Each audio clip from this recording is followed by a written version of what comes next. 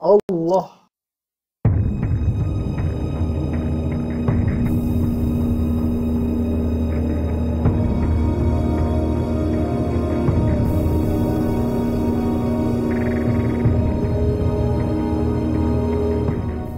Assalamualaikum warahmatullahi wabarakatuh. Alhamdulillah kita berjumpa lagi di Saufi Al-Iraqi Channel. Jadi pada video kali ini saya nak berkongsi tentang pengalaman kisah seram. Seperti yang saya dapat daripada undian yang saya buat sebelum ini, saya ada bertanyakan kepada rakan-rakan, para subscribers, dan apa idea-idea konten yang perlu saya buat, cuba ketengahkan. Kebanyakannya dan peratusan tu kita boleh tengoklah lebih kepada pengalaman kisah seram. Yang selebihnya tu seperti sejarah misteri, petua-petua dan kisah seram di luar negara ataupun di kawasan luar. Yang selebih tu insya-Allah kalau ada kesempatan dan masa saya akan cuba buatlah. Kalau ikutkan pengalaman kisah seram saya banyak. Dan sampai sekarang tu ada kisah-kisah dia. Cumanya nak katakan apa yang saya akan cuba ceritakan sebentar lagi, ia adalah salah satu yang saya pilih secara random saja. Maknanya dalam banyak-banyak tu kadang saya tak ingat cerita tu yang mana, bila terjadi. Jadi saya nak kena ingat balik, saya kena susun elok-elok. Jadi mana yang saya ingat tu, saya cuba buat cerita. Tapi kisah benar lah, bukan kisah yang saya reka-reka. Kisah yang saya alami. Dan mungkin pada masa akan datang pun saya akan berceritakan tentang kisah-kisah pengalaman orang sekeliling saya ataupun para subscribers yang nak bagi ataupun nak kongsi cerita, nak suruh saya cerita pun boleh. Share lah di ruangan komen ke. InsyaAllah saya akan cuba cerita. Ataupun siapa yang rasa nak DM secara private, boleh pergi ke Facebook saya. Boleh messenger di Facebook saya. Untuk video kali ini, pengalaman kisah seram saya. Nak bagi nampak seram sikit kan.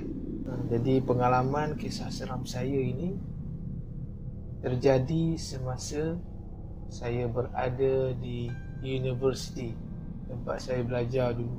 Jadi saya nak ambil cerita ni sebagai permulaan untuk kisah-kisah yang seterusnya. Mungkin saya punya tajuk tu akan berterabur lah.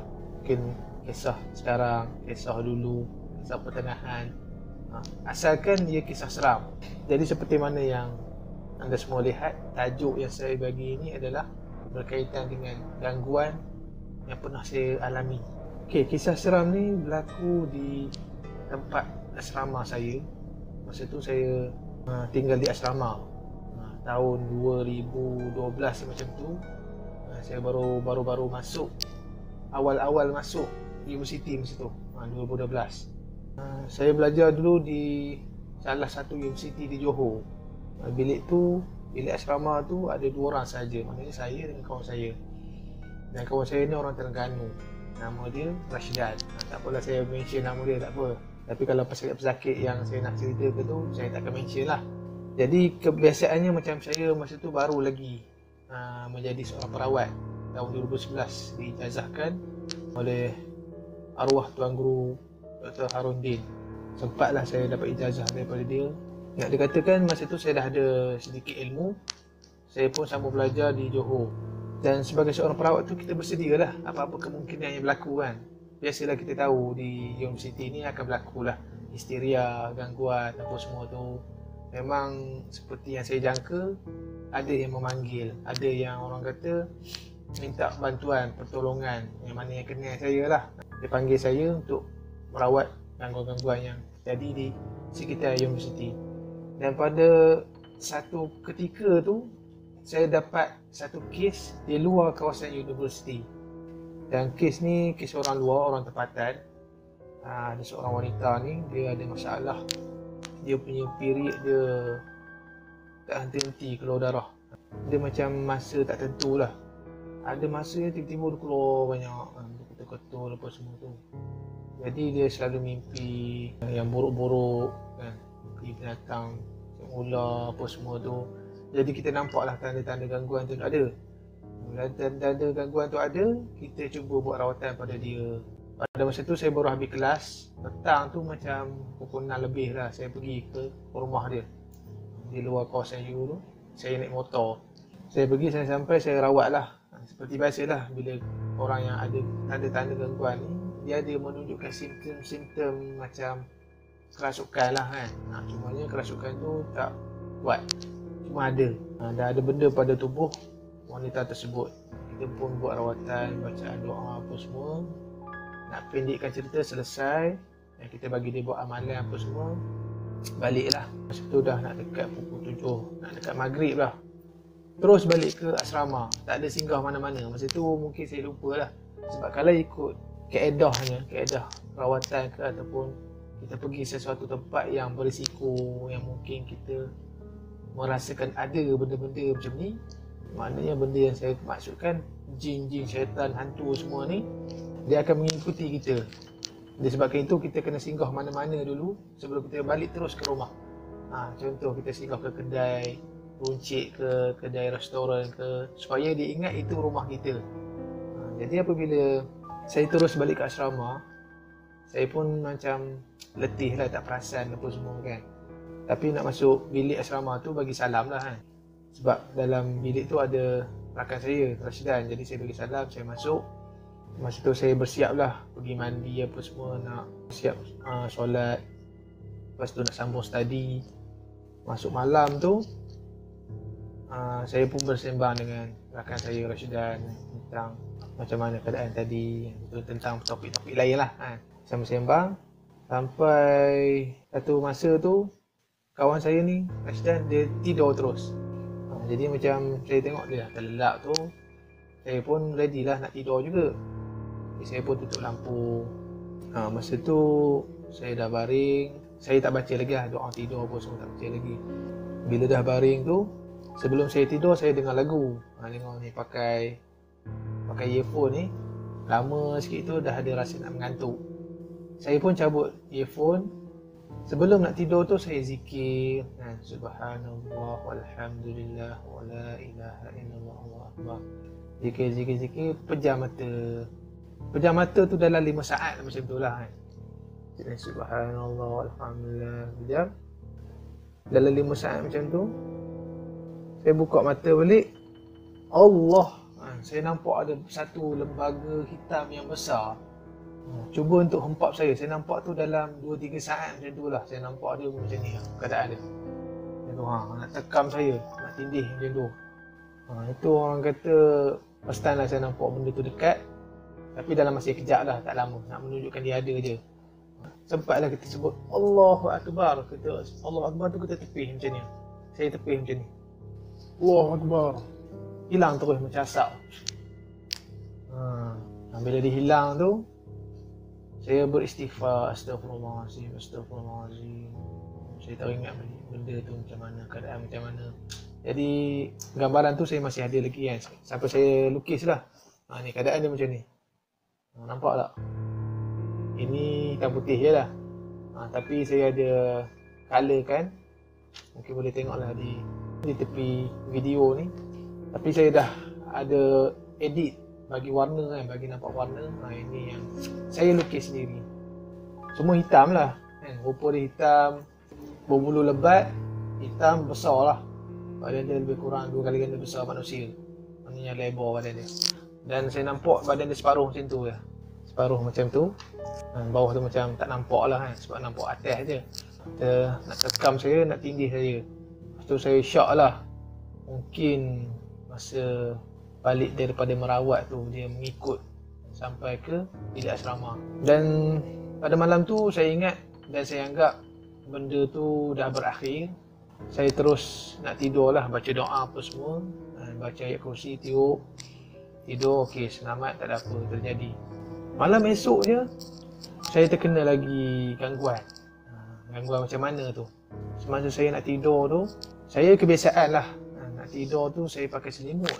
Sebab kalau tanya kawan saya Rashidan tu pun dia tahu saya ni jenis suka pakai selimut. Sampai sekarang lah kan, tidur saya memang suka pakai selimut. Tapi pada masa itu, pada malam tu saya dah tidur. Saya tidur lama sikit. Selepas tidur tu saya rasa sejuk. Rasa macam Yalah, rupanya saya lihat di tubuh saya tu selimut dah tak ada. Mana pergi selimut ni? Bila masa saya buka kan, tengok kat bawah tak ada jatuh pun. Masa tu gelap lah kan, teraba-raba apa semua. Lepas tu tak jumpa-jumpa juga. Adalah cahaya-cahaya sikit kan. Tengok lagi, tengok dekat kursi tempat belajar saya tu, ada meja, kursi tempat belajar. Selimut saya tu disangkut di situ. Jadi saya hairan dan pelik lah. Macam mana saya punya selimut disangkut kat sini? Bila masa saya buka kan, takkanlah mengigau kot. Sebab kalau ikutkan rakan saya pun tak ada cerita saya ni mengigau ke, menjerit ke, bergerak ke sana sini ke, tak ada. Cumanya saya pelik, mana benda ni boleh terjadi. Siap sidai lagi kat kursi tu, selimut saya tu. Kalau kawan saya nak buat macam tu, dia tu belah sana, jauh sikit lah jarak antara katil tu, jauh sikit lah. Jadi benda tu satu yang pelik pada saya lah. Jadi saya fikir balik benda ni mungkin ada di dalam bilik ni lagi. Jadi saya cuba bertindak untuk memagar bilik tu balik. Maknanya saya azan dan saya tepuklah sekitar bilik tu, meja, almari apa semua, minta sesiapa yang ada dalam bilik ni, benda-benda yang tak sepatutnya, makhluk halus semua ni, jin syaitan ni, minta keluar dengan izin Allah. Tepuk sampai pintu buka lah kan, pintu bilik tu buka supaya dia ada laluan untuk keluar. Jadi dah selesai tu, alhamdulillah saya sambung tidur balik. Okey, selamat. Tak ada apa-apa gangguan dah sampai esok pagi. Tapi malam ketiganya, malam ketiga ada lagi. Dia 3 hari berturut-turut dia ni. Malam ketiganya saya nak tidur lagi sekali kan, saya dengar bunyi ketukan. Di bilik asrama saya tu ada tingkap macam tingkap lama lah, tingkap kaca tu kan. Dan tingkap kaca tu dia ada kayu kan, kayu yang dia punya frame dia lah, frame tingkap tu. Saya rasa bunyi ketukan tu daripada situ, tapi di bahagian luar lah, bahagian luar bilik. Mula-mula ingatkan bunyi kot burung lah yang ketuk-ketuk guna dia punya paruh dia tu, tak tahulah kan. Mula-mula bunyi tu macam biasalah, tuk tuk tuk tuk tuk tuk. Okey, makin lama bunyi tu macam pelik sikit. Saya dengar lah benda tu kan, tuk tuk tuk tuk tuk tuk tuk tuk tuk tuk tuk tuk. Makin lama makin laju. Jadi saya pelik lah, takkanlah burung boleh buat macam tu. Jadi pada masa tu saya memang syok, ada gangguan lah yang cuba nak mengganggu lagi, tapi di bahagian luar bilik. Dia tak puas hati kot. Betul-betul okey, tak apa. Saya pun bacalah ayat-ayat ruqyah, ayat kursi, apa semua tu. Saya hembus kat tangan, saya tepuk frame tingkap tu. Pum, sekali kan, sekali ke 3 kali macam tu lah, saya lupa. Saya ingat-ingat macam tu lah. Terus senyap. Maknanya benda tu tak ada buat bunyi lah. Sah lah ada sesuatu yang cuba nak mengganggu saya. Jadi pada malam tu alhamdulillah selesai apa semua. Saya pun tidur dengan lena. Cumanya saya nak katakan di sini, jin syaitan ini mempunyai sifat dendam. Biasalah dia dicipta daripada api. Dia ada sifat sombong, dia sifat ego dia.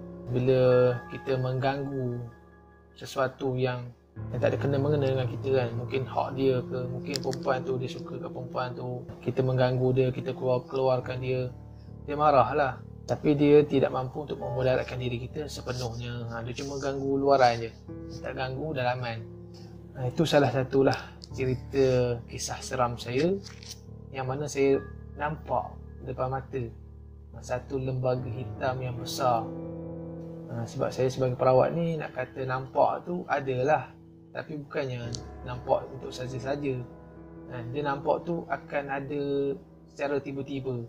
Bukannya kita nak minta nampak, tapi nak menunjukkan benda tu ada. Dia akan tunjukkan kelibat dia kejap. Okey, itu saja cerita saya pada kali ini. InsyaAllah saya akan cuba sambung lagi. Banyak lagi kisah-kisah menarik. InsyaAllah saya cuba perbaiki mana yang kurang.